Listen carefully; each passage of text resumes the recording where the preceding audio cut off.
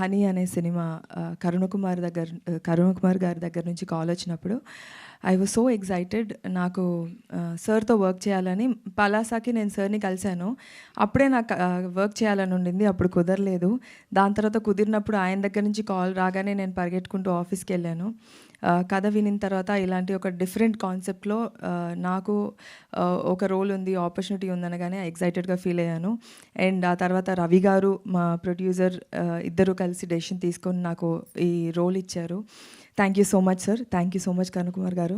And ఈ మొత్తం వచ్చిన తర్వాత నవీన్ గారు, దివ్యా పిల్లై, రాజా రవీంద్ర గారు, ఈ యాక్టర్స్ మధ్యలో ఒకరికి మించి ఒకరు పర్ఫార్మెన్స్ చేసే వాళ్ళ మధ్యలో నన్ను పెట్టి నాతో కూడా పర్ఫార్మెన్స్ అలాగే చేయించారు. I hope this movie opens a lot of negative roles for మీ.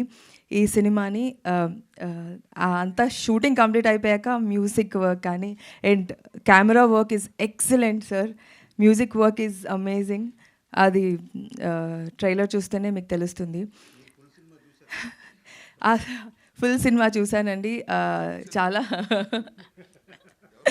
మనందరం కలిసే కదా సార్ చూసాము, గుర్తులేదండి? సినిమా చూసామండి. చాలా డిస్టర్బింగ్ కాన్సెప్ట్. మీరందరూ వెళ్ళి చూడండి. ఇట్స్ డార్క్, అంటే it is one of its kind, very unique subject. And Karuna Kumar గారు ఇలాంటి ఒక డీప్ సబ్జెక్ట్స్కి ఆల్రెడీ ఈజ్ ప్రూవ్డ్. అండ్ ఈ సినిమా కూడా అలాగే ఉంటుంది. Thank you so much. February 6th movie థియేటర్కి వెళ్ళి చూడండి. అండ్ నాకు ఈ ఆపర్చునిటీ ఇచ్చినందుకు thank you so much Ravi గారు, కరుణ కుమార్ గారు.